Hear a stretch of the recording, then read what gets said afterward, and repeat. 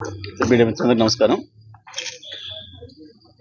రాష్ట్రంలో కాంగ్రెస్ పార్టీకి ప్రభుత్వాన్ని నడపడం చేత కావట్లేదు. ప్రభుత్వం అనేది ప్రజల కొరకు ఉంటుందని, ప్రజలకు ఎన్నికలలో హామీలు ఇచ్చి మేనిఫెస్టో ఇచ్చి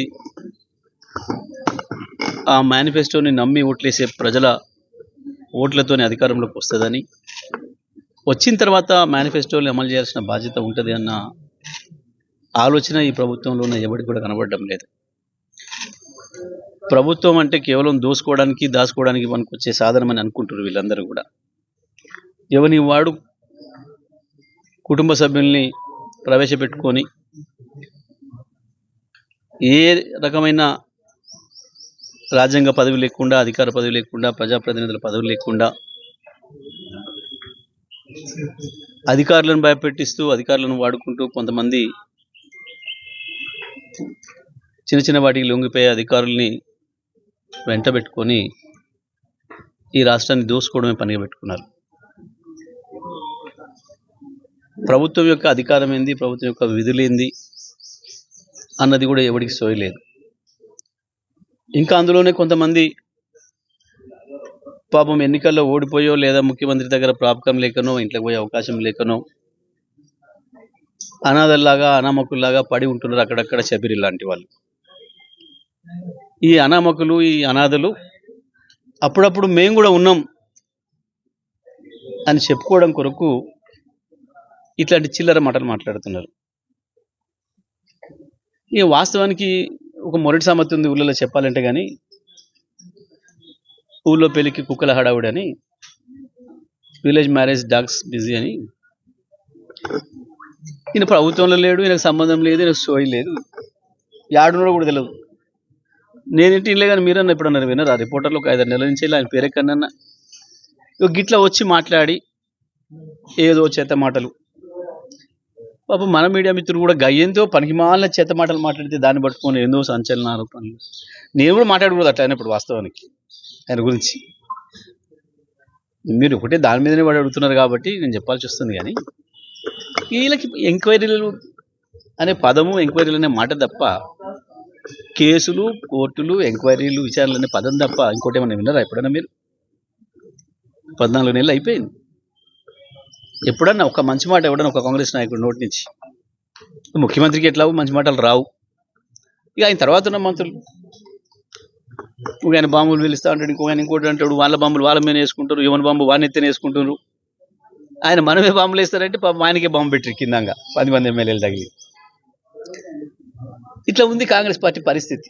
కుక్కలు చింపిన విస్తరిలాగా చేస్తూ ఉన్నారు రాష్ట్రానికి. ఏం ఎంక్వైరీ చేస్తాడు? ముండా ఎంక్వైరీ చేస్తాడు, సిఐడి ఎంక్వైరీ, సిఐఏ అని ఒకటి ఉంటుంది ప్రపంచంలో, దాన్ని పిలుచుకో వీలైతే.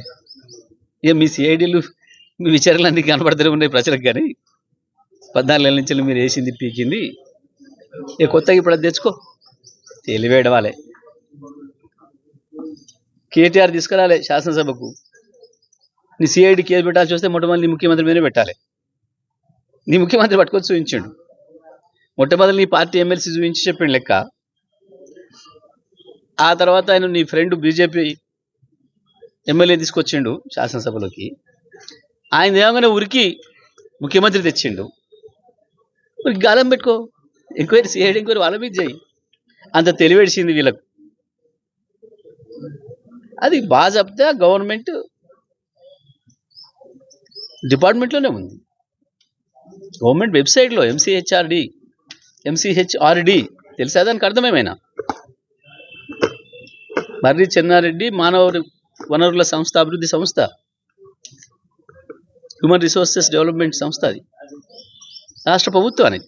దానికి ఒక IAS officer, senior IAS officer, secretary. ఇవన్నీ మానవులకు సంబంధించిందే కాబట్టి మానవుల అభివృద్ధి సంస్థలను పెడతారు. ఆ జ్ఞానం కూడా లేని మనుషులు వీళ్ళు. ఏం జరిగింది? ఎంక్వైరీ చేయాల్సి వస్తే నీ మీద, మీ మీదే చేయాలని, ముఖ్యమంత్రి మీద, ఈ మంత్రుల మీద. ఎందుకంటే మొన్న శాసనసభలో శాసన మండలి సభ్యుడు ముందు బయట మీ పార్టీకి సంబంధించినోడే చూపించి, దీని ప్రకారం బీసీలం ఎక్కున్నాం, మీ ప్రకారం మా 16 లక్షల మంది బీసీలను చంపేసిరా మీరు ముఖ్యమంత్రి మంత్రులు కలిసి అని చెప్పి అడిగే ఆ కాగితాలను చింపేసేసి తగలబెడితే తెల్లారి దాన్ని పట్టుకొచ్చి బీజేపీ శాసనసభ్యుడు చూపించి అడిగాడు. దానికి నీ ముఖ్యమంత్రి అదే కాపీని పట్టుకొచ్చి ఇది నమ్మేది కాదు, ఇది అబద్ధబ్ది, ఇది అసత్యబ్ది, ఇది ఏందో అన్నాడు. పాపం గుమ్మడికాయలు దొంగ అంటే భుజాలు తడుకున్నట్టు చేసింది తప్పులో తడక సర్వే. ఎస్కేఎస్ సర్వే మీద ఒక చిన్న ఆరోపణ ఇక్కడ వచ్చిందా? ప్రజలు దేశ విదేశాల నుంచి వచ్చి కూడా స్వచ్ఛందంగా పాల్గొని పోయారు. ఎస్, మేము తెలంగాణ బిడ్డలం, మా అడ్రస్ ఇక్కడే ఉండాలి, మేము ముంబై బతకపోయినా ఆనాడు మీ దరిద్రపు కాంగ్రెస్ పాలన వల్ల దుబాయ్ పోయినా ఇవాళ తెలంగాణ తెచ్చిండు కేసీఆర్, మేము తెలంగాణ బిడ్డలుగానే మా పేర్లు ఉండాలి అని చెప్పి గర్వంగా వచ్చి నమోదు చేసుకొని పోయాను ఒకటే రోజు. నువ్వు ముండా సర్వే, నువ్వు చేసిన సర్వేకు ఇంటికి పోతే చెప్పులతో కొట్టేలా కొట్టారు ప్రజలు. ఎందుకంటే ఇదే రేవంత్ రెడ్డి చెప్పిండు, ఆడోడ తలకాయలేనోడు అడిగినా మెడ మీద తలకాయలనోడు వివరాలు ఇస్తాడు అయ్యి అన్నాడు. ఇదే రేవంత్ రెడ్డి ఉన్నది కదా వీడియోలు. ఇంకా ఆ ముచ్చట ప్రజలు అన్నారు నీకు చూపించి, ఎవరిరా నువ్వు నన్ను సర్వే అడగడానికి వచ్చినావు, నీ ఆధారం ఏంది, నువ్వు ఎవరు అని అడిగాను. ఎవరో పోరాళ్ళ పంపితే నువ్వు పంపినావు దారిన పోయే దానయ్యలను వాళ్ళని వీళ్ళను. ఇంకా సిగ్గు లేకుండా చెప్పుకున్నాడు వాళ్ళ మంత్రి, కుక్కలు వాళ్ళు పెట్టారు మా ఊళ్ళో పోతే కాదు, నీ ముఖ్యమంత్రి మీదకి నీ మీకు కుక్కలు వదిలినట్టు ప్రజలు. నీ ప్రతినిధి పోతే పంపితే నీ ప్రతినిధి మీద కుక్కలు వదిలినరు అంటే నీ మీద వదిలినట్టు సిగ్గుండాలేమన్నా చెప్పుకోవడానికి. ఇంకా చేసే అన్ని సిగ్గు తప్పిన పనులు సరేలేక చెప్పుకున్నాడు. ఇంకా వీళ్ళు ప్రభుత్వాన్ని నడుపుతారు, వీళ్ళ బొంద. ఎవరికి ఒక సోయి లేదు, ఒక పద్ధతి లేదు, ఒక బాధ్యత లేదు, ఒక కోఆర్డినేషన్ లేదు, చెప్పిన మాట మీద ఒక్క మాట మీద నమ్మకం లేదు.